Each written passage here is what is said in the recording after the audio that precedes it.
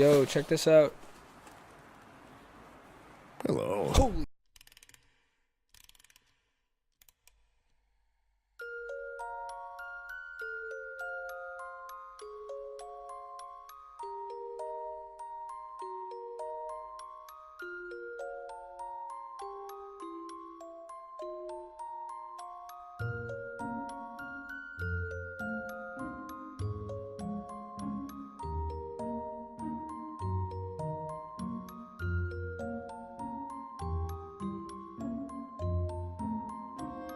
Back in 1923, the politicians put aside $50 million to build new mental facilities, close to the boroughs, beautiful scenery, and welcoming neighborhoods.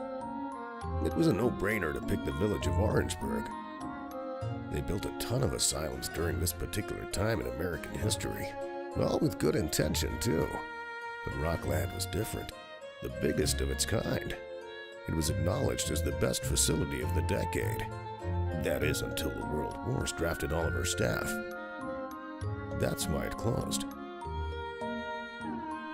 Can you tell us a little bit about your time at Rockland?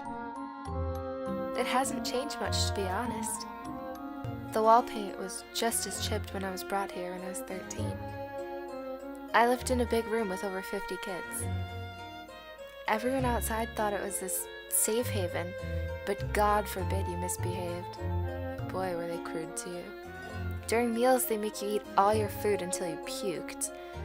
One time I watched them tie a girl to a bed with wet sheets covered with ice and open all the windows in the winter. I remember thinking, I really hope those kids make it out of here okay. But they never did.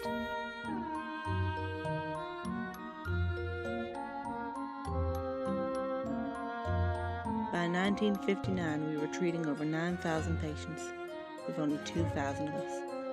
Patients came by the thousands, and we simply couldn't keep an eye on all of them. Escapes became a regular occurrence. Murders were happening all over the town of Orangeburg. They were all attributed to our escapees.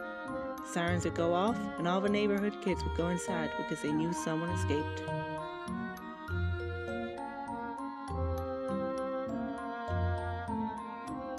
It wasn't all bad, though. We used to run and slide across the icy floors in the hallways and try not to hit the walls. We were the little Rascals of Rockland. Even though the buildings were filled with weird and creepy people, we are people. Life has its ups and downs. You have to take the hand you're dealt and make the best of it.